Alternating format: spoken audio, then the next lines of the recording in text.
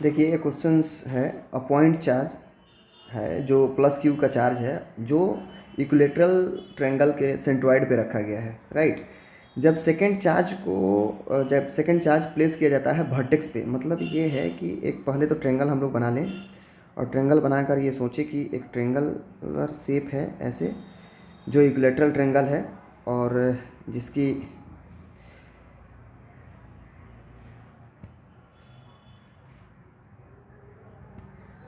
जिसकी एंगल आपको 60 डिग्री है, और इक्विलेटरल ट्रायंगल है तो 60 डिग्री ऑब्वियसली होगा, जिसके एक सेंटर पे क्यू चार्ज है। सेंटर पे मतलब है कि यहाँ पे एक क्यू चार्ज है, और सेकंड चार्ज किसी वर्टेक्स पे है। किसी वर्टेक्स का मतलब है किसी भी वर्टेक्स पे हो सकता है, ए पे हो सकता है, बी पे हो सकता है और सी पे हो सकता है, राइट। और ये एक चार्ज है जो मान लो कि आप इस ए पे एक चार्ज, किसी एक वर्टेक्स पे एक चार्ज और क्यू है, राइट। अब इस क्यू के द्वारा एक फोर्स इस पे लगाया जा रहा है, सेंटर वाले चार्ज पे फोर्स एफ, जो कि गिवन है 8 न्यूटन, 8 न्यूटन गिवन है, राइट। आफ्टर देन बोल रहा है कि फिर आप क्वेश्चन से एक बार पढ़ेंगे तो आपको पता चलेगा कि force on the central charge is 8 Newton, the magnitude of the net force on the central charge when the third charge is plus Q is placed at the another vertex.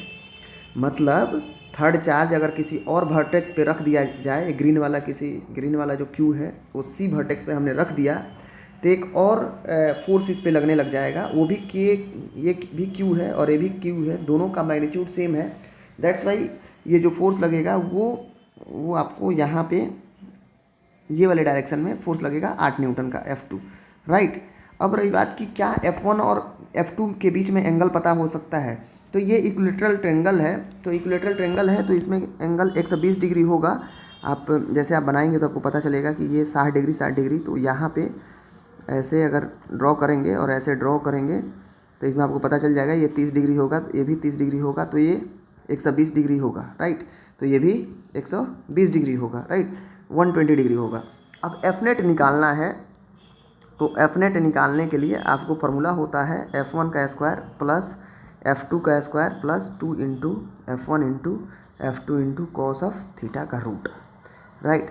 अब आप इसमें पुट करेंगे 8 का square plus 8 का square plus 2 into 8 into cos of 120 degree. फिर इसको अगर solve करेंगे तो पता चलेगा कि आपको आ रहा है 8 का स्क्वायर प्लस 8 का स्क्वायर माइनस, क्योंकि कॉस 120 का वैल्यू होता है -1/2 इंटू 2 इंटू 8 इंटू 8।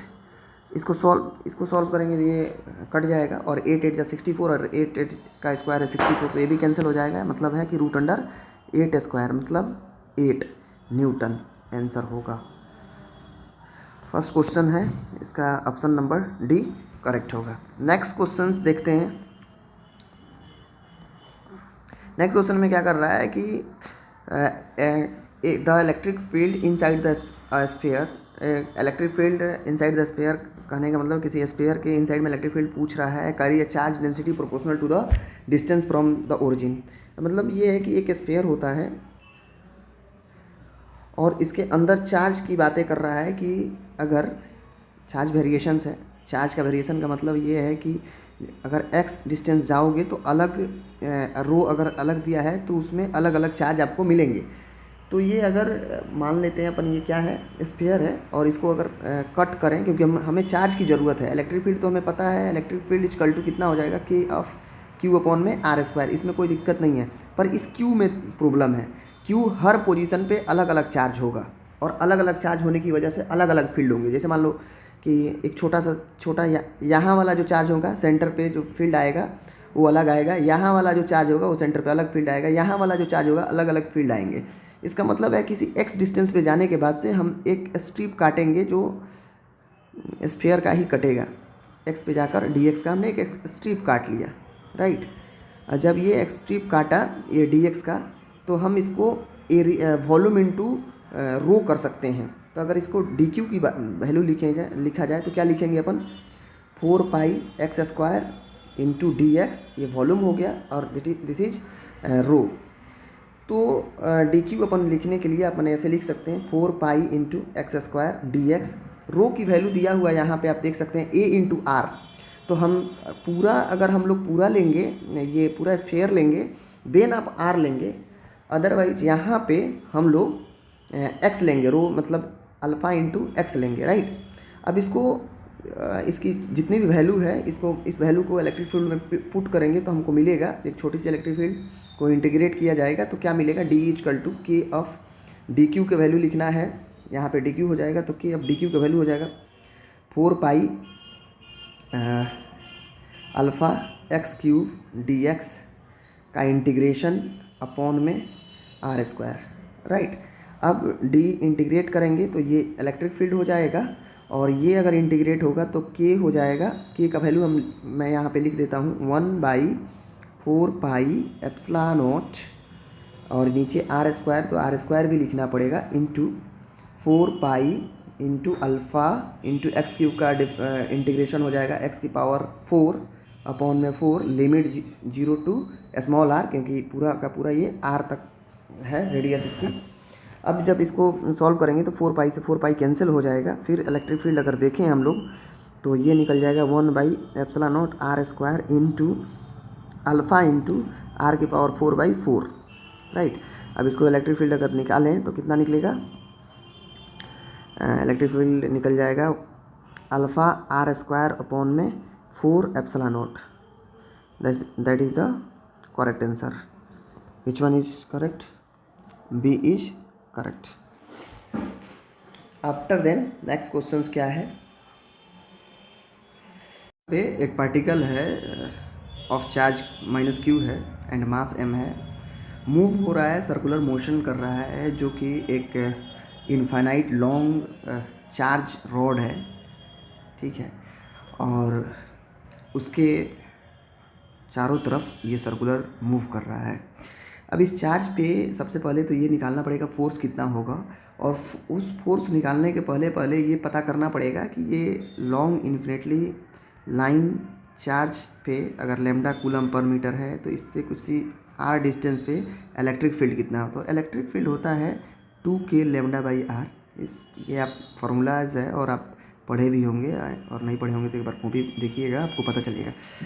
इसके बाद से ये इलेक्ट्रिक फील्ड हो गया है, और इस पे फोर्स यहाँ पे अगर फिगर में यहाँ पे आप देखेंगे तो इस पे फोर्स लग जाएगा 2k lambda by r into q, और आफ्टर देन इस पे फोर्स इधर लगेगा, सर्कुलर मोशन कर रहा है तो mv² by r, that is m omega square r. अब क्या कर दें, ये कैपिटल आर ना लिखकर छोटा आर लिखेंगे। अब इन दोनों को इक्वेट करते हैं, तो अपने को पता है m omega square r equate करोगे 2k lambda into q by r. आप इक्वेट करेंगे तो आप देखेंगे ओमेगा स्क्वायर इजकल टू हो जाएगा 2 इंटू के की वैल्यू मैं रख देता हूँ 1/4 pi epsilon naught into lambda into q by are square हो जाएगा, क्योंकि एक लेफ्ट साइड वाला आर राइट साइड पे आएगा तो अपॉन में आएगा। उसके बाद यहाँ पे आप देखेंगे कि एम भी आएगा। आफ्टर देन ओमेगा को आप ऐसे पहले तो हम लोग कटा लेते हैं, और ओमेगा को ऐसे भी लिख सकते हैं, omega equal to root total root में लिख सकते हैं आप कितना, तो ये 1/2 पाई देखेंगे, ये हो जाएगा लेमडा इंटू क्यू अपॉन में 2 pi epsilon naught are square m, right. After then अगर इसमें टाइम पीरियड निकालेंगे तो omega equal to 2 pi by t होता है, equal to root under something lambda q upon में 2 pi epsilon naught are square m. अभी इस cross multiplication करेंगे तो आप देखेंगे कि इसमें से क्या आएगा, यहाँ पे हम कर लेते हैं। तो t इजकल टू कितना आएगा, हम देखिए t इधर लेके जाएंगे, ये इधर लेके जाएंगे तो आपको हो जाएगा कितना, ये 2 पाई ऊपर रहेगा और रूट में ये उल्टा हो जाएगा, ये 2 pi epsilon naught are square m upon में लेमडा क्यू, वहाँ पे होगा। यहाँ पे आप देख सकते हैं इतना हो जाएगा, क्या ऑप्शन मैच कर रहा है, ये टी इक्वल टू निकालेंगे तो 2 पाई ऊपर रह जाएगा, उसके बाद से रूट अंडर ये उल्टा हो जाएगा, 2 पाई ऊपर लिख दिया मैंने epsilon naught are square m और अपॉन में लेमडा इंटू क्यू हो जाएगा। तो ये आप यहाँ से मिला सकते हैं 2 pi epsilon naught are square m, 2 के फॉर्म में आंसर दिया है तो इसको के फॉर्म में फिर चेंज कर देते हैं। T equal to 2 pi root under के क्या होता है 1/4 पाई एप्सिलॉन नॉट, तो 2 पाई एप्सिलॉन नॉट यानी कि 2 के नीचे हो जाएगा लेमडा इंटू क्यू हो जाएगा अपॉन में 4 पाई एप्सिलॉन नॉट ख़त्म हो गया आर स्क्वायर एम हो जाएगा। ये आर स्क्वायर एक आर निकाल सकते हैं तो 2 pi R into M upon में 2 K lambda into Q, that is the answer is a answer, right. After then next question हम लोग देखेंगे। नेक्स्ट क्वेश्चंस में क्या है, नेक्स्ट क्वेश्चंस बहुत इजी सा क्वेश्चंस है कि एक इनफाइनाइट लॉन्ग प्लेट है, has the surface charge density sigma है as shown in the figure, जो आपको फिगर में दिखाया गया है। Point charge q is moved from A to B, net work done by the electric field is, net work done पूछ रहा है जो ए से बी की तरफ आता है। आपको पता होगा कि एक किसी भी सीट पे अगर कंडक्टिंग सीट है जिस पे सिग्मा चार्ज डेंसिटी है, इस पे इलेक्ट्रिक फील्ड कितना होता है सिग्मा अपॉन में 2 एप्सिलॉन नॉट होता है। यहाँ पे अगर हम लोग इलेक्ट्रिक फील्ड निकाल दिए हैं तो क्या इस पर फोर्स निकाल सकते हैं, और फोर्स निकाल सकते हैं तो एनर्जी भी निकाल सकते हैं और वर्क डन निकाल सकते हैं। फोर्स कितना होगा, तो फोर्स इक्वल टू हो जाएगा, अगर फोर्स की बात करें यहाँ पे अगर चार्ज रखने तो चार्ज कितना होगा, फोर्स हो जाएगा कितना sigma upon 2 epsilon naught into q हो जाएगा, दैट इज़ द फोर्स। और अब वर्क डन की बात करें तो एफ डॉट डी आर होता है, वर्क डन इक्वल टू कितना हो जाएगा एफ डॉट डी आर होगा, और वर्क डन इक्वल टू देखेंगे तो ये ए से बी की तरफ आ रहा है, मतलब ऐसे आ रहा है, मतलब आप ऐसे इसको कर सकते हो कितना x2 से x1 पे जा रहा है तो dr कितना हो जाएगा, x2 से x1 पे गया है तो dr हो जाएगा x1 माइनस x2 हो जाएगा, राइट। अब यहाँ पे वैल्यू पुट कर दो कितना, फोर्स का वैल्यू सिग्मा अपॉन में 2 epsilon naught into Q into x1 minus x2, and this is the correct answer. Simple सा, sigma Q upon 2 epsilon naught into x1 minus x2, this is the correct answer, right. After then आप देखेंगे, चलिए next question पढ़ा जाए। Next question में क्या कह रहा है,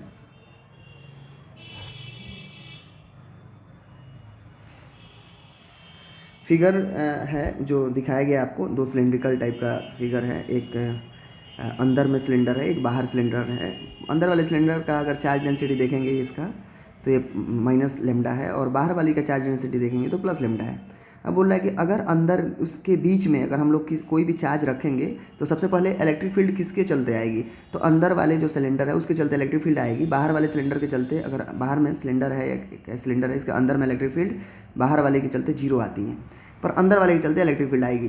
तो अंदर वाले के चलते अगर इलेक्ट्रिक फील्ड आएगी तो अंदर वाले के चलते इलेक्ट्रिक फील्ड आएंगी तो कितना आएंगी, तो ये सिलेंडर एज ए वायर जैसा बिहेव करता है, जो इन्फिनिटली लॉन्ग वायर अभी हमने आपको सॉल्व करके दिखाया था।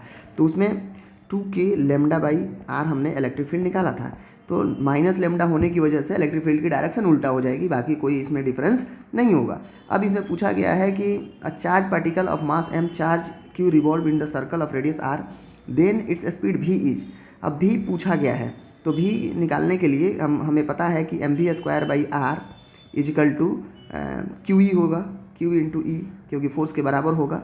मैं साइन कन्वेंशन इसलिए नहीं ले रहा हूँ कि साइन भी लोगे तो आपको कोई फ़र्क नहीं पड़ेगा। अगर ऐसे m v square by r बाहर होगा तो क्यू ई अंदर के साइड में होगा, तो डायरेक्शंस एक इधर होगा और दूसरा इधर होगा, तो तभी ये सर्कल कर रहा होगा।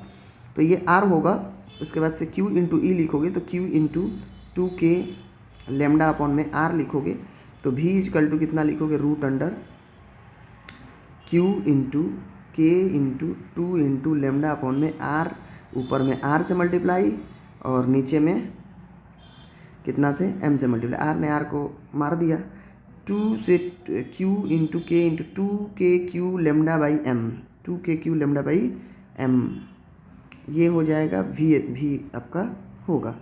पर अपने को क्या चाहिए, then the it's speed v is the cylinder, भी चाहिए अपने को, तो भी चाहिए, तो भी तो निकला, पर कितना निकल रहा, अच्छा के की वैल्यू भी रखना पड़ेगा क्या, हाँ, के की वैल्यू भी रखना पड़ेगा क्योंकि के की वैल्यू रखा हुआ है, इसलिए हमारी आंसर मैच नहीं कर रहा है। तो के की वैल्यू रखो 1/4 pi epsilon naught into 2 into के हो गया into Q into 2k⁴ lambda upon में m। अब 2 से ये कटा दो, कैंसिल कर दो, तो 2 से 2 कट जाएगा, तो कितना बच गया root under lambda q upon में 2 pi epsilon naught m, that is the v। Answer match करिए, क्या मैच हो रहा है? मैच हो रहा होगा कि Q lambda right 2 pi epsilon naught m, 2 pi epsilon not, this one is correct answer, यानी कि फर्स्ट आंसर करेक्ट होगा। नेक्स्ट क्वेश्चन की तरफ हम लोग मूव करते हैं और नेक्स्ट क्वेश्चन देखते हैं। नेक्स्ट क्वेश्चन बहुत ही ईजी है। एक सर्कुलर आर्क दिया हुआ है और आर्क को जोड़ा गया है और आपको यहाँ पे पोटेंशियल, सेंटर पे पोटेंशियल पूछा गया है। सिंपल सा KQ/R करना है। द नेट इलेक्ट्रिक पोटेंशियल निकालना है the centre of the curvature is. तो नेट पोटेंशियल निकालने के लिए आपको ये करना पड़ेगा। V नेट निकालने के लिए V1 + V2 + V3 करना पड़ेगा। तो K अब प्लस Q के चलते K अब Q/R होगा, क्योंकि R तो बार बार कांस्टेंट है, प्लस K अब -2Q/R होगा, ये भी कांस्टेंट है, प्लस K अब प्लस 3Q/R, ये भी कांस्टेंट है। इन सबको आप अगर जोड़ेंगे तो कुछ आपको मिल जाएगा। KQ/R कांस्टेंट ले लो 1 -2 KQ/R, उसके बाद प्लस 3, दिस इज द 3 में से 3 - 2 तो 2 हो जाएगा, 2 KQ/R और इसके बाद इसको वैल्यू रख दो, क्योंकि KQ 2 इंटू क्यू अपॉन में 4 पाई एप्सिलॉन नॉट इंटू R, तो 2 से 2 कट जाएगा, यानी कि Q अपॉन में 2 pi epsilon not R, Q upon 2 pi epsilon not R, that is the correct answer. ये आंसर ज़्यादा आ रहा है अभी। नेक्स्ट चलते हैं, नेक्स्ट की तरफ मूव करते हैं। आप एक बार देख लो, बहुत कांस्टेंट क्या है, V नेट है और V नेट की कोई डायरेक्शन, वोल्टेज की कोई डायरेक्शन नहीं हुई, इलेक्ट्रिक पोटेंशियल की डायरेक्शंस नहीं होती है, स्केलर क्वांटिटी होता है, दैट्स वाई हमने डायरेक्ट उसको क्या कर दिया, जोड़ दिया। आफ्टर देन बहुत अच्छा क्वेश्चन है। एन इलेक्ट्रिक फील्ड है जिसकी आपको इलेक्ट्रिक फील्ड की वैल्यू दिया हुआ है, पर इलेक्ट्रिक फील्ड वेरिएबल्स है। देखिए 2 - 2 इंटू x की पावर क्यूब है, किलो न्यूटन पर कूलम दिया हुआ है। द पोटेंशियल ऑफ पॉइंट -1 से पोटेंशियल ऑफ द पॉइंट 2 और 4 के बीच में हमें क्या निकालना है, पोटेंशियल डिफरेंस निकालना है। तो हमें पता है कि V = होता है -E.dr।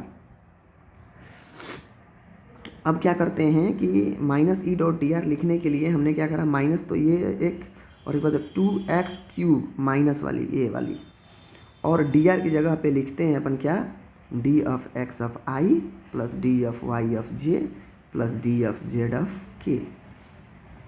इतना लिखने के बाद से हम देख रहे हैं कि ये डॉट प्रोडक्ट है कि ये जो x में है तो केवल i वाला पार्ट है, मतलब है x डायरेक्शन में ही केवल E(x) दिया हुआ है, E(x) दिया है, मतलब i वाला पार्ट हमने खुद से जोड़े हैं क्योंकि ये Ex दिया हुआ है, क्योंकि x डायरेक्शन में इलेक्ट्रिक फील्ड दिया हुआ है, राइट। अब इसको हमने क्या करा कि अगर हम देखें तो माइनस माइनस कैंसिल हो जाएगा, और इंटीग्रेशन अगर बात करेंगे तो इंटीग्रेशन का लिमिट होगा 2 से लेकर ये 2 और ये 1 तक, क्योंकि y में तो है नहीं, तो ये 2 और 1 तक इंटीग्रेशन होगा। आप अगर फिर से इसको करेंगे तो 2 से लेकर 1 तक और 2x³ इंटू dx, i से i डॉट ख़त्म हो जाता है। उसके बाद से जब इसको इंटीग्रेट करेंगे तो अपने को पता चलेगा कि 2 इंटू x⁴/4 होगा, और लिमिट रखेंगे 2 से लेकर 1 तक, तो 2 कॉमन हो जाएगा, अपॉन में 4 निकल जाएगा बाहर, और x⁴ यानी कि 1 - 1/1 यहाँ पे होगा, -2 इंटू x⁴ 16 हो जाएगा यहाँ पे, 2⁶ = 16। अब देखेंगे तो 1/2 हो जाएगा, यानी कि ये हो जाएगा 1 - 16, 1 - 16 का मतलब ये 15 हो जाएगा, यानी कि 7.5 हो जाएगा। तो 7.5 आंसर है, नहीं है। क्यों नहीं है, और माइनस में होगा ये, क्यों नहीं है, क्योंकि इलेक्ट्रिक फील्ड जो है वो किलो न्यूटन पर कूलम में दिया हुआ है, यहाँ पे के में दिया हुआ है, तो यहाँ पे 10⁻³ भी जोड़ना पड़ेगा हम लोगों को, 10⁻³ भी जोड़ना पड़ेगा, यहाँ पे 10⁻³ भी जोड़ना पड़ेगा। अब आपका आंसर मैच कर जाएगा, 7.5 इंटू 10⁻³ वोल्ट आंसर,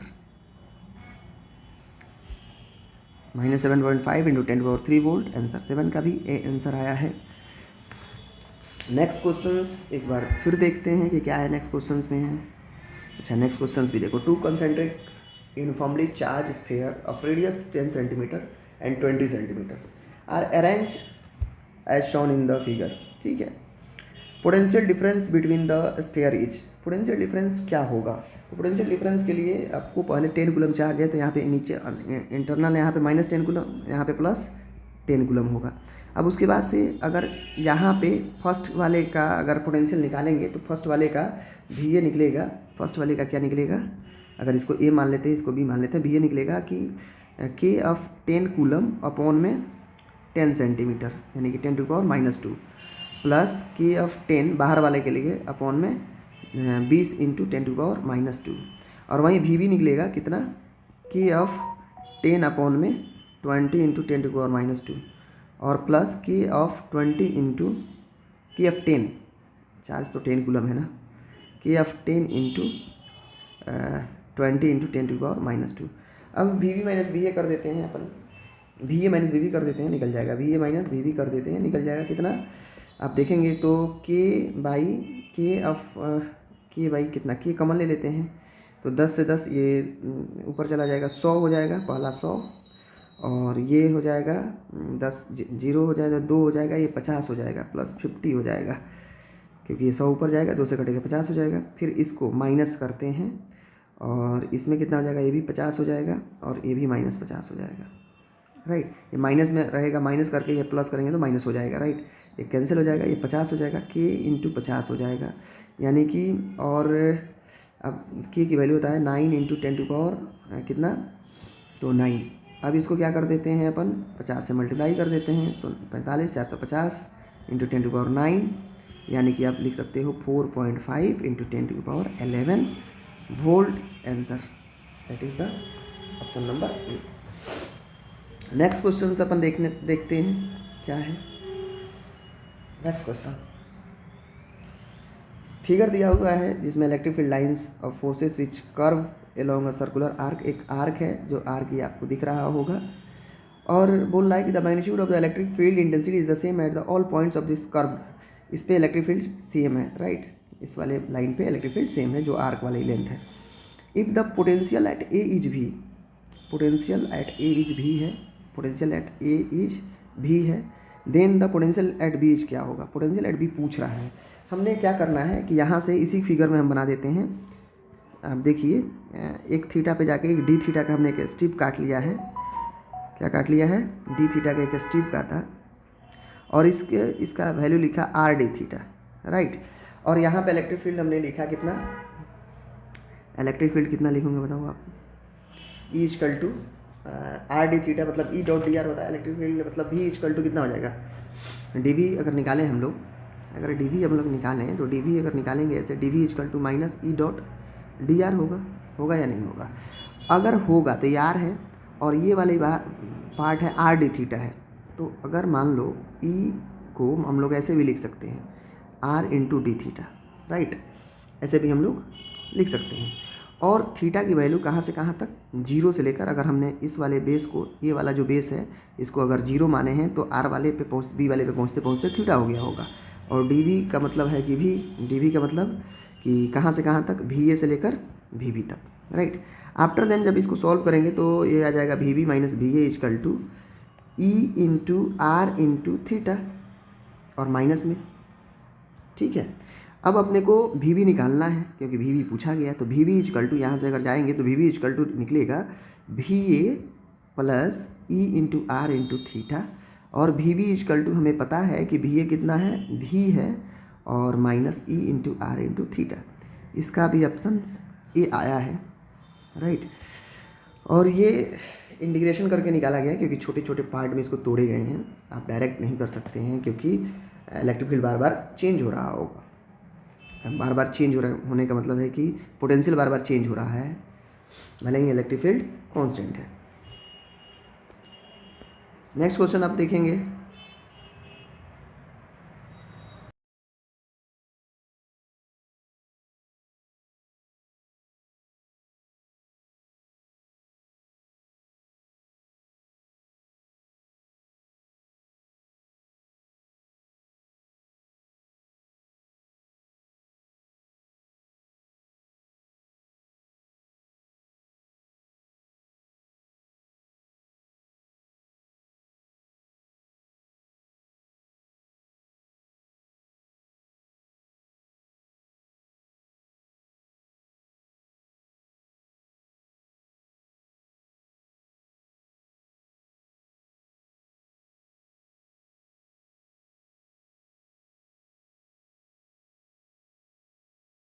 देखेंगे कि ये फिगर दिखाया गया है और फिगर में आपको ये है कि सॉलिड हेमिस्फेयर है और जिसमें चार्ज 5 नैनो कूलम है, 5 नैनो कूलम है, distributed uniformly through its volume, volume में डिस्ट्रीब्यूटेड है। The hemisphere lie on the plane at point P located on the plane along the radial line from the center of curvature at a distance of 15 centimeter. The electric potential at P due to the hemisphere. अब इसमें हम क्या करते हैं कि एक और भी हेमिस्फीयर इस पर जोड़ देते हैं और सिमेट्री बना देते हैं और इसका हम लोग इसमें जोड़ेंगे तो इसका पोटेंशियल हो जाएगा के ऑफ क्यू, मतलब हाफ ऑफ के ऑफ क्यू/आर, के ऑफ 5 नहीं 2Q लिखना पड़ेगा क्योंकि 5 नैनो कूलम है इंटू 2 क्योंकि आधा जोड़ दिया रेड वाली, अपॉन में are 15 centimetre, 15 into 10⁻²।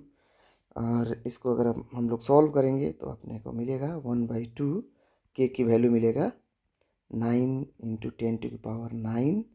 After then 5 nano coulomb को आप लिख सकते हो 5 इंटू 10⁻9 इंटू 2 अपॉन में 15। 2 से 2 को कैंसिल कर दो और इसमें 10⁻2 भी रहेगा। This one is cancel also 10⁻9 से, और ये हो जाएगा 5 3 जा 3 जा और 10⁻2 ऊपर जाएगा, यानी कि 300 वोल्ट आपका आंसर होगा, राइट। अब नेक्स्ट क्वेश्चंस क्या कर रहा है, नेक्स्ट क्वेश्चंस में हम लोग जाते हैं, देखते हैं। अ point charge q is placed at a distance d from the center of uncharged conducting sphere of radius r.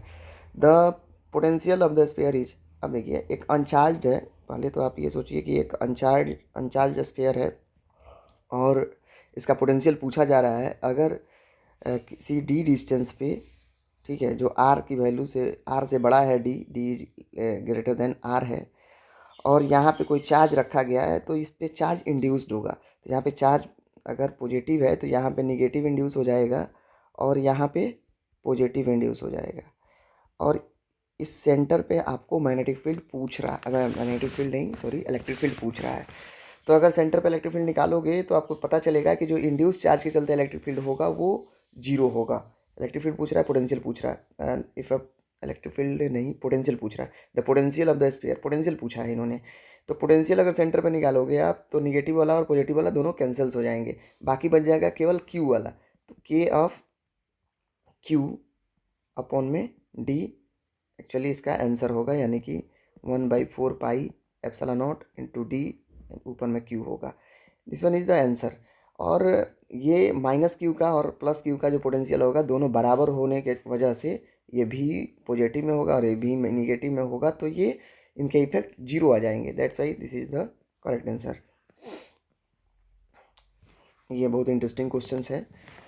2 points dipoles है, पी के वेक्टर्स हैं एंड p/2 के vectors are located at 000 and 102 metre respectively. The resultant electric field due to the 2 dipole at a point 100। मतलब ये है कि सबसे पहले आपको एक एक्सिस बनाना पड़ेगा, कि एक हमने एक्सिस बना लिया, एक एक्स एक्सिस बना लिया और एक जेड पे ज़्यादा डील कर रहा है इन्होंने, जेड पे है, के पे है, इसलिए मैंने जेड का बनाया है। और पहला है पी के वेक्टर, इसका मतलब है कि पहला पी के वेक्टर है और वो लोकेशन है ओरिजिन पे, इसका मतलब ये वाला ऐसे लोकेट हो रहा होगा पहला पी के वेक्टर, ठीक है। और दूसरा है 1 0 और 2 मीटर पे, यानी कि 1 वाई में 0 है और 2 मीटर यहाँ पे, यानी कि दूसरा यहाँ पे लोकेट हो रहा है, ये होगा 2 मीटर और ये होगा 1 मीटर और वाई 0 है, राइट। और यहाँ पे जो लोकेट हो रहा है ये इसकी डायरेक्शन के की डायरेक्शन है, p/2 और के की डायरेक्शन है। आप ऐसे p/2 की डायरेक्शन, p/2 और के की डायरेक्शन आपको मिल चुकी है। आपको बोल रहा है कि 100, अब यहाँ पे क्या निकालना है अपने को, इस पॉइंट पे, इस रेड वाली पॉइंट पे आपको निकालना है the resultant electric field, red वाली पॉइंट पे निकालना है। तो आप, ये पॉइंट डाइपोल है, आप देख सकते हैं यहाँ पे पॉइंट डाइपोल होने की वजह से ये ऐसा है कि ये इक्वेटोरियल पॉइंट है, दिस वन इस डाइपोल का इक्वेटोरियल पॉइंट है, और ये वाले डाइपोल का, p/2 वाले डाइपोल का एक्सियल पॉइंट है। तो पीके वाला इक्वेटोरियल पॉइंट वाला जो डाइपोल होगा उसका कुछ इलेक्ट्रिक फील्ड होगा, और वो इलेक्ट्रिक फील्ड कितना होगा उसको अपने को देखना पड़ेगा। तो आप पढ़े होंगे इक्वेटोरियल पॉइंट पे इलेक्ट्रिक फील्ड कितना होता है, आपको पता है।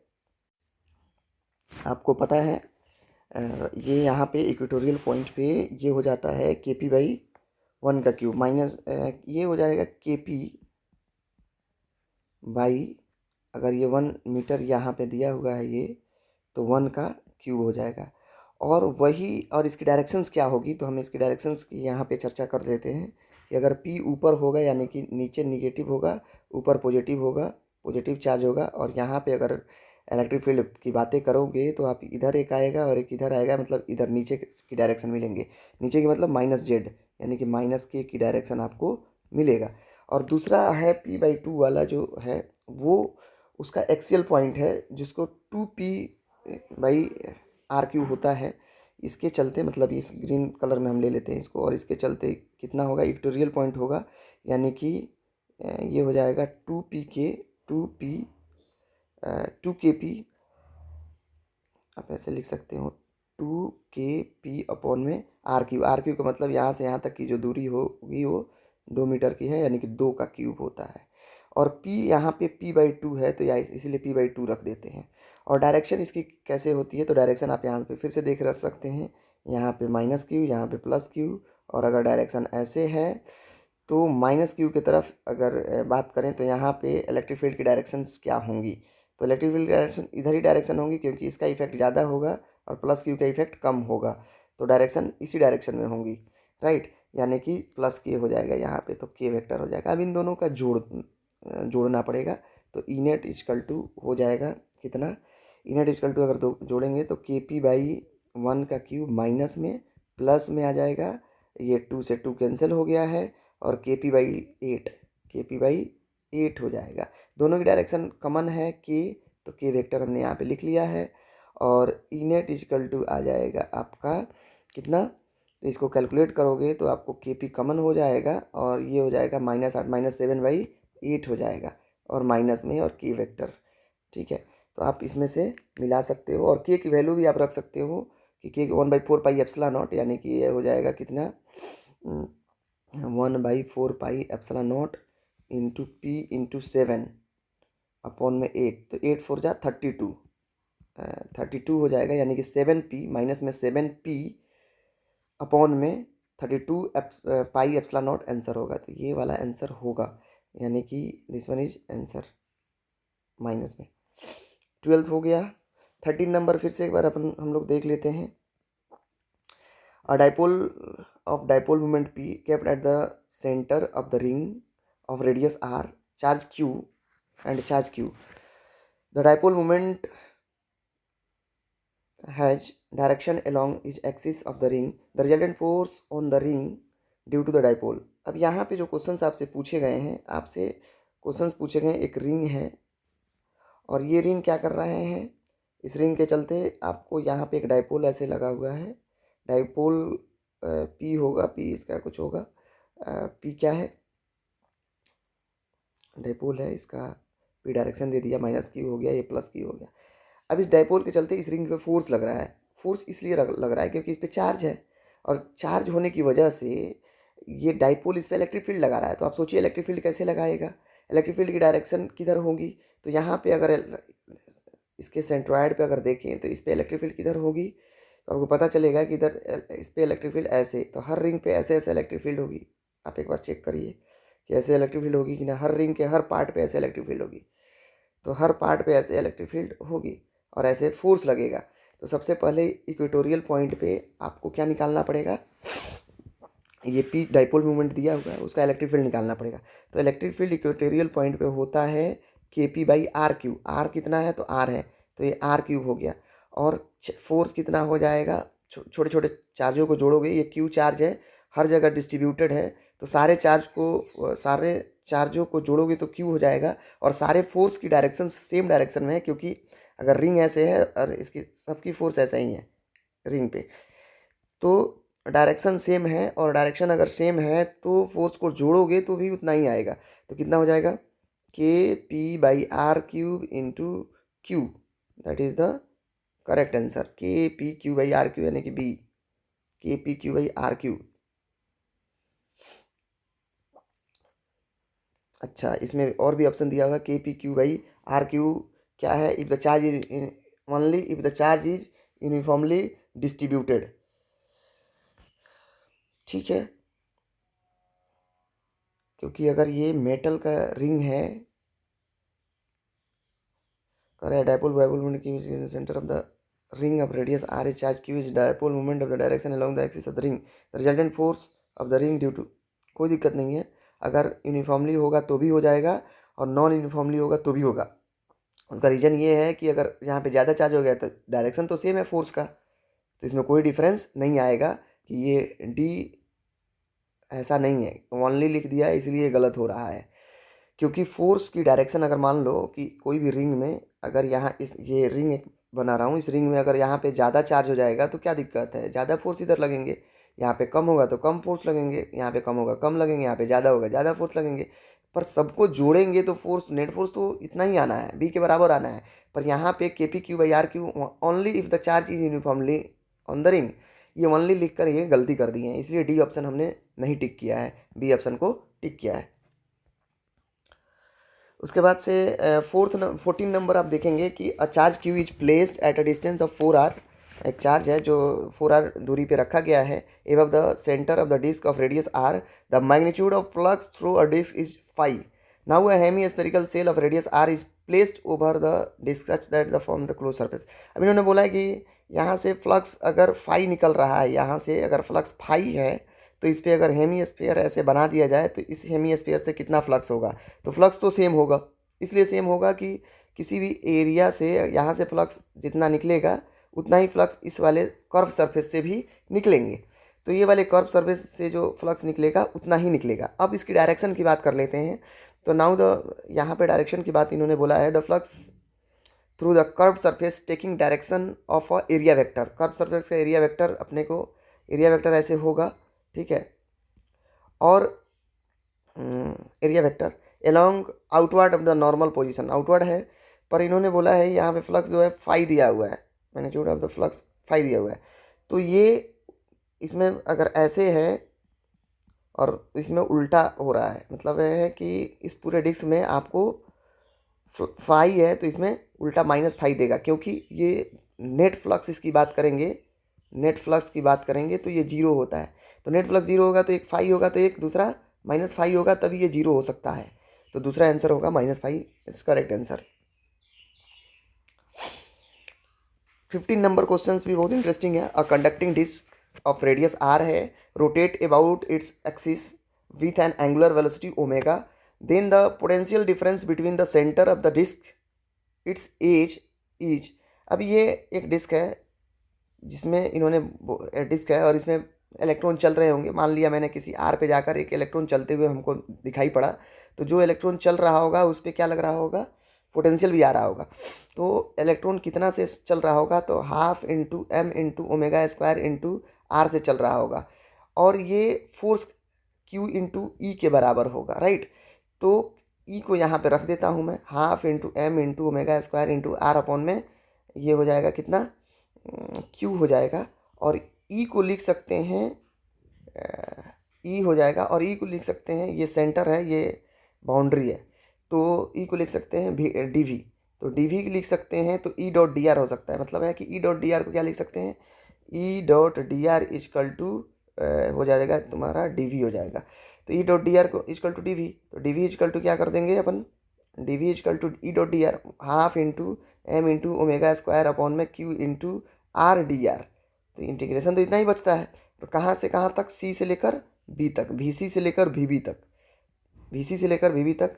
तो आपको पता चलेगा कि ये भी, अच्छा वी सी से वी बी तक नहीं, यहाँ पे डी भी में रहेगा वी सी से लेकर वी बी तक, और यहाँ आर है तो आर की वैल्यू 0 से लेकर कहाँ तक, कैपिटल आर तक।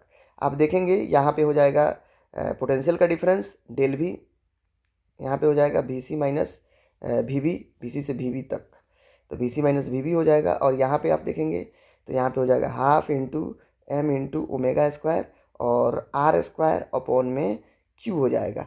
और क्यू की जगह पे इन्होंने इलेक्ट्रॉन लिया है हमने, तो इलेक्ट्रॉन हो जाएगा, ये चार्ज है, तो आंसर आपको होगा हाफ इंटू कितना m omega square mass of electron into omega square into r square upon में 2e, मतलब B is the correct answer,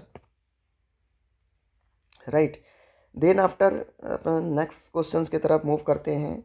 अब बोल रहा है कि a distance of r from a point charge the ratio u by v square where u is the energy density and v is the potential is the best represented by.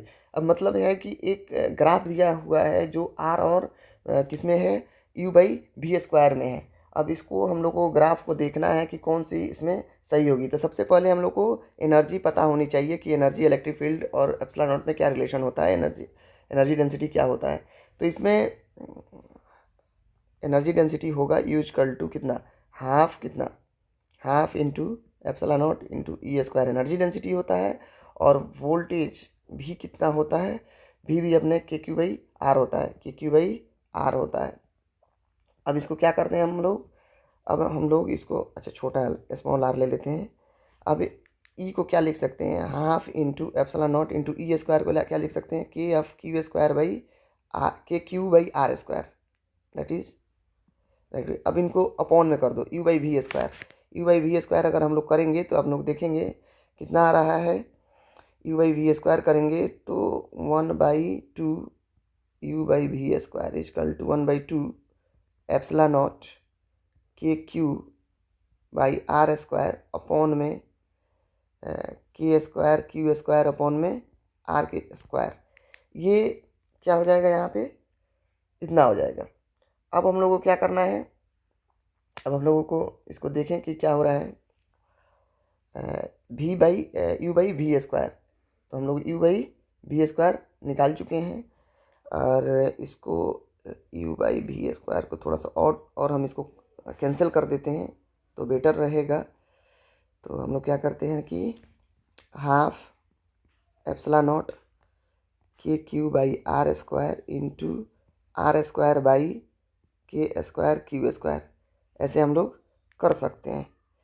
ये electric field है और यहाँ पे electric field का square है तो ये भी स्क्वायर होगा, हमने छोड़ दिया है, इलेक्ट्रिक फील्ड तो लिखा पर स्क्वायर नहीं लिखा, इसलिए यहाँ पे भी हम लोग के क्यू स्क्वायर का होल स्क्वायर होगा और के क्यू स्क्वायर का होल स्क्वायर होगा ना, k square Q square by r की पावर 4 हो जाएंगे।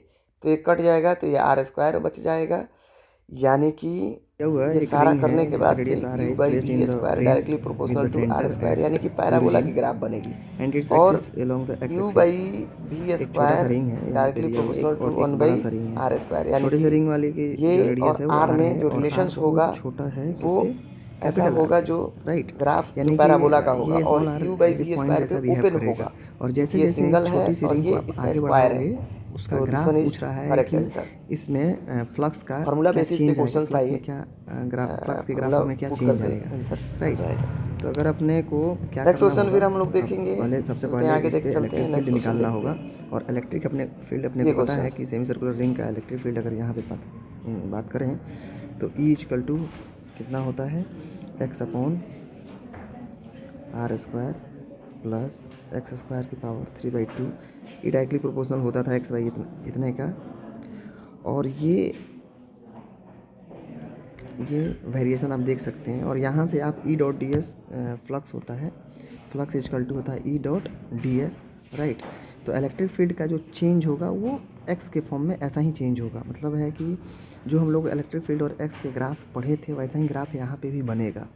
मतलब है कि फ्लक्स का ग्राफ जो होगा वो वैसा ही होगा जैसा इलेक्ट्रिक फील्ड और एक्स में वेरिएशन करके ग्राफ हम लोग बनाए थे। तो यहाँ पे जो ग्राफ बन रहा है वो सी ऑप्शंस करेक्ट होगा और हम लोग थ्योरी में भी इस ग्राफ को पढ़े थे। नेक्स्ट क्वेश्चन अपन देखेंगे कि a negative charge Q is distributed uniformly in a volume of sphere of radius r and the point charge particle में भी नेगेटिव और positive present on the surface of the sphere, then its variation of escape velocity vs of the charge Q as a function of Q will be. ठीक है, इसमें बोल रहा है कि एक स्फीयर है जिस पे चार्ज कुछ Q है और यहाँ पे कितना चार्ज है जिसकी एस्केप वेलोसिटी, कितनी वेलोसिटी दिया जाए कि वो एस्केप वेलोसिटी पे कन्वर्ट हो जाए। मतलब है एस्केप वेलोसिटी के लिए कितना एनर्जी चाहिए। बेसिकली हमें ये चाहिए, एनर्जी चाहिए कि ये एस्केप वेलोसिटी का मतलब है कि कोई चार्ज है वो वेलोसिटी कर जाए, मतलब है उसको कितना एनर्जी देना पड़ेगा। तो ये रुका क्यों है, क्योंकि ये इसलिए रुका हो क्योंकि इलेक्ट्रोस्टैटिक एनर्जी लग रहा है, ये माइनस चार्ज है इसलिए इलेक्ट्रोस्टैटिक एनर्जी लग रहा है। तो यहाँ पे अगर हम बात करें कि फोर्स कितना लगेगा, तो यहाँ पे के क्यू इंटू क्यू अपॉन में आर क्या लग जाएगा, ये फोर्स नहीं इलेक्ट्रोस्टैटिक एनर्जी, ये कैपिटल क्यू और स्मॉल क्यू के बीच में लग रहा है। और अगर अपन बात करें कि यही अगर हम लोग इस एनर्जी को हटा दें तो और ये कितनी वेलोसिटी दे कि ये एनर्जी ख़त्म हो जाए, तो ये काइनेटिक एनर्जी में चेंज हो जाएगा। तो 1/2 इंटू एम इंटू वेलोसिटी का स्क्वायर, वेलोसिटी ऑफ वेलोसिटी इसके वेलोसिटी का स्क्वायर हो जाएगा। अब यहाँ पे हम देखेंगे कि वी एस का स्क्वायर डायरेक्टली प्रोपोर्शनल टू किसका, क्यू, यानी कि ये कंफर्म है कि जो पैराबोला का ग्राफ बनेगा और वैसा बनेगा जो क्यू पे ओपन हो। किस पे ओपन हो, क्यू पे ओपन हो। तो दिस वन इज करेक्ट है क्योंकि ये क्यू पे ओपन होता है पैराबोला का ग्राफ। नेक्स्ट क्वेश्चन है, बहुत ही अच्छा क्वेश्चन है। एक इलेक्ट्रिकल पोटेंशियल भी in the space as a function of coordinate is given by, भी दिया हुआ है आपको, और then the electric field intensity निकालना है। तो अपने को पता है कि भी इक्वल टू होता है ई डॉट माइनस में ई डॉट डी आर होता है, यानी कि डी वी होता है, तो e equal to minus d v upon में डी आर होगा। अब उसके बाद से जैसे ही हमने इस वैल्यू को डिफ्रेंशिएट करा, उसके बाद से हमें क्या मिलेगा कि -1/x² इंटू कितना आई कैप प्लस नहीं माइनस ही रहेगा, क्योंकि माइनस, ये माइनस तो डिफ्रेंशिएशन वाला है और ये माइनस बाहर वाली है, -1/y² इंटू जे कैप। ये आई और जे क्यों लिख रहा हूँ, क्योंकि यहाँ पे डी आर वैक्टर है और ये डी आर वैक्टर कभी एक्स से एक बार डिफ्रेंशिएट करेंगे, एक बार वाई से और एक बार जेड से, फिर माइनस में 1/z² इंटू के कैप, ये आ जाएगा। अब माइनस से मल्टीप्लाई कर देंगे तो आप इलेक्ट्रिक फील्ड आपको मिल जाएगा, और इलेक्ट्रिक फील्ड मिलने के बाद से इसमें एक्स और वाई और जेड का वैल्यू यहाँ पे गिवन है जो 1 1 1 है, इसको पुट कर देंगे, आपको पता चलेगा कि ये माइनस माइनस मल्टीप्लाई अगर करेंगे इसमें तो ये टोटल वैल्यू पॉजिटिव हो जाएगा। मतलब है कि एक आई हो जाएगा, एक प्लस जे हो जाएगा और ये प्लस के हो जाएगा। This is the right answer. Next question है, 4 चार्जेज आर रिजिडली फिक्स्ड है along the y axis as shown. यहाँ पे 4 चार्ज है जो फिक्स रखे हुए हैं, और इन्होंने बोलना है कि positive charge approaches the system along x axis with initial speed just enough to cross the origin, then the total energy of the origin is. Total energy origin पे क्या होगा ये पूछा जा रहा है। तो आप देखेंगे यहाँ पे कि माइनस क्यू यहाँ पे है और यहाँ पे भी माइनस क्यू है, और इसका डिस्टेंस कम है 2q और 2q वाले से, तो यानी कि माइनस वाला डोमिनेंट ज़्यादा कर रहा है, क्योंकि के of minus Q Q by के ऑफ माइनस क्यू अपॉन में अगर कोई भी कैपिटल क्यू होगा अपॉन में r² होगा, तो ये 1 का स्क्वायर लिखेंगे, तो ये माइनस वाला ज़्यादा डोमिनेंट कर जाएगा क्योंकि इसका लेंथ, इसका डिस्टेंस जो है सेंटर से कम है, और प्लस क्यू वाला कम करेगा। इसका मतलब ये है कि यहाँ पे माइनस माइनस ये और ये प्लस 2q और ये प्लस 2q, इसका मतलब है क्या, यहाँ पे अब देख लेते हैं एनर्जी कैसा होगा। हम लोग बात कर रहे हैं एनर्जी की, तो एनर्जी किस में आ जाएगा, ये सॉल्व करेंगे तो पता चलेगा कि ऊपर क्या है, ये ऊपर प्लस क्यू है और नीचे माइनस, ऊपर प्लस क्यू नीचे भी प्लस क्यू, हाँ ठीक है, नीचे भी प्लस क्यू, और एक नंबर में ये माइनस क्यू है और माइनस क्यू है, राइट। तो आप देखेंगे कि ये बी वाला भी यहाँ पे पोटेंशियल अगर एनर्जी लिखेंगे, यहाँ पे लिखेंगे तो यहाँ पे के of Q into Q upon में 1 का स्क्वायर माइनस के of Q into Q upon में 1 का स्क्वायर प्लस, अगर इसे ऐसे नहीं बने तो अगर सेंटर पे क्यू अगर आ जाता है, यहाँ पे कैपिटल क्यू आ जाता है ऐसे चलते चलते, तो यहाँ पे अगर पोटेंशियल एनर्जी आप निकालोगे तो आपको आएगा के of Q into capital Q, ये माइनस अपॉन में 1 प्लस के of Q into capital Q upon में 1, ये भी माइनस में रहेगा, और प्लस में के of 2 of Q into Q upon में 2 प्लस के of 2 of Q into Q upon में 2। इन सबको जोड़ोगे तो आप 0 मिलेगा, ठीक है, यानी कि पोटेंशियल एनर्जी आपको यहाँ से 0 मिलेगा। Right, correct answer is 0। Then after आप ये देखिए in the figure 2 conducting concentric spherical shell are shown in figure. If the electric potential at the center is 20 volt, the electric potential of the outer cell is 5 volt, then 5 volt, then the potential of the inner cell, तो inner cell का potential उतना ही होगा क्योंकि centre का potential 50 volt है, तो voltage constant रहेगा क्योंकि इलेक्ट्रिक फील्ड चेंज नहीं हो रहा है। मतलब है कि यहाँ पे इलेक्ट्रिक फील्ड पे कोई चेंज नहीं होगा। सेल के अंदर अगर इलेक्ट्रिक फील्ड की बात करें तो इलेक्ट्रिक फील्ड का वेरिएशंस क्या होता है, कांस्टेंट होता है। और कांस्टेंट होने की electric field inside the inner shell is 0 होता है, ठीक है। तो 0 है तो पोटेंशियल ऑफ इनर सेल क्या होना चाहिए, कांस्टेंट होनी चाहिए। तो कांस्टेंट होनी चाहिए तो 20 वोल्ट होनी चाहिए क्योंकि इलेक्ट्रिक फील्ड इनसाइड तो 0 होगा ना, तो इसलिए 20 वोल्ट आंसर हो जाएगा पॉइंट। नेक्स्ट ये डायपोल के क्वेश्चंस हैं। डायपोल पी दिया हुआ है और 2 पॉइंट्स दिए हुए हैं ए और बी का, is equal all the parameter specific. क्या निकालना है अपने को, इलेक्ट्रिक पोटेंशियल निकालना है। तो पोटेंशियल इक्वल टू होता है भी इक्वल टू के into P R vector upon में आर का क्यूब, ये होता है। तो आप एक काम कर लो, पहले तो आर वेक्टर निकालो। आर वेक्टर निकालना पड़ेगा यहाँ से B minus A R B minus R A करके निकालना पड़ेगा। आर बी मतलब है कि 4 - 2 equal to 2 of i cap, फिर -1 - 3 equal to -4 of j cap, फिर 0 - 1 यानी कि minus of k cap, that is the -1 - 3 -1 - 3, तो ये 2 हो जाएगा, ये +2 हो जाएगा, ठीक है। ये आर वेक्टर आ गया। अब यहाँ से अब अपन बात करें तो के की वैल्यू 9 × 10⁹ पुट कर दीजिए, 9 × 10⁹ पुट करिए, इनटू पी की वैल्यू, पी है 2i - 3j + 4k, राइट। और डॉट में ये रहेगा 2i + 2j - k वेक्टर, और इनको आप क्या करिए नीचे से डिवाइड बाई आर निकालना पड़ेगा। इसका मैग्नीट्यूड चाहिए तो 2 का स्क्वायर यानी कि 2 का स्क्वायर + 2 का स्क्वायर + -1 का स्क्वायर का रूट का क्यूब। इसको सॉल्व करिएगा तो पता चलेगा 9 × 10⁹, और ये 2 × 2 = 4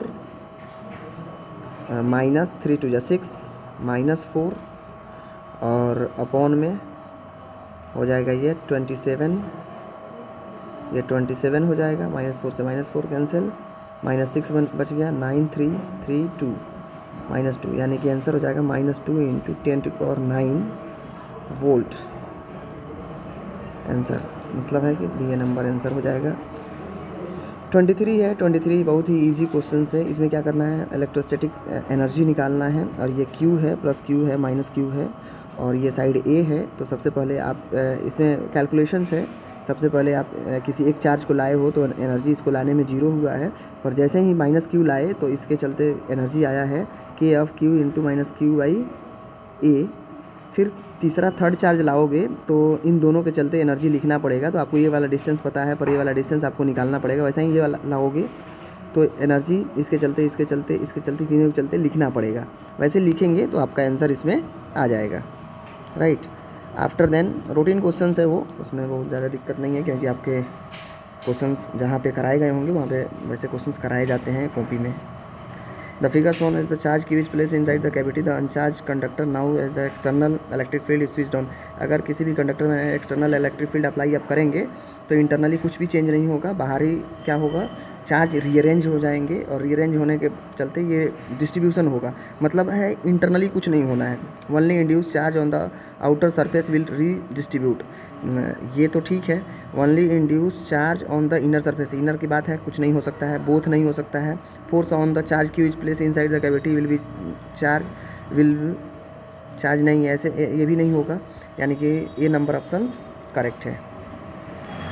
नेक्स्ट नंबर है कि 2 चार्ज का ये दिया हुआ है, प्लेट्स टाइप का दिया हुआ है, दोनों चार्ज के चलते अब इन्होंने पूछा है कि एक्स में जैसे जैसे हम लोग वेरी करेंगे उसमें इलेक्ट्रिक फील्ड का क्या वेरिएशन होगा। तो पहले इलेक्ट्रिक फील्ड अगर यहाँ पे निकालोगे तो σ/2ε0 आप जानते होंगे, अगर प्लेट का होगा, नहीं तो KQ से भी निकाल सकते हो आप। तो यहाँ पे दोनों के चलते एक ऐसे आएगा और ये 3 वाले के चलते ऐसे आएगा। तो यानी कि अगर इधर पॉजिटिव होगा तो दिस वन इज निगेटिव। मैं इसलिए निकाल रहा हूँ ताकि आपको पता चल जाए कि ये ग्राफ कैसा होगा, पूरा निकालने की ज़रूरत नहीं है ग्राफ चेक करने के लिए। यहाँ पे बात करोगे तो रेड वाली आएगा इधर और ब्लैक वाली आएगा उल्टा, और रेड वाली डोमिनेंट कर जाएगी, यानी कि नेट जो होगा वो लेफ़्ट साइड होगा, यानी कि निगेटिव में होगा। और जब इस वाले थर्ड वाले रीजन में जाओगे 3D साइड में, तो यहाँ पे जो होगा इलेक्ट्रिक फील्ड, दोनों के डायरेक्शन देखो, क्यू के चलते भी इलेक्ट्रिक फील्ड इस डायरेक्शन में, और +3Q के चलते भी डायरेक्शन इसी डायरेक्शन, +3Q के चलते इलेक्ट्रिक फील्ड भी इसी डायरेक्शन में, यानी कि दोनों की डायरेक्शन सेम हो गया, यानी कि ये पॉजिटिव डायरेक्शन शो कर रहा है और ये दोनों निगेटिव कर रहा है। हम ऑप्शन में देख लेते हैं, वरना फिर सॉल्व कर देंगे। तो ये C नंबर ऑप्शन मैच कर रहा है, क्योंकि ये निगेटिव, दूसरा भी निगेटिव, और बाकी क्या है, ये पॉजिटिव है। आई थिंक मैं सॉल्व कर पाया, और आप एक बार ज़रूर प्रैक्टिस करिए इसको, क्वेश्चंस बहुत ही इम्पोर्टेंट है, और प्रैक्टिस करिएगा तो शायद आपके एग्ज़ामों में आपको सही मार्क्स लाने में आसानी होगा, सहूलियत होगा। धन्यवाद।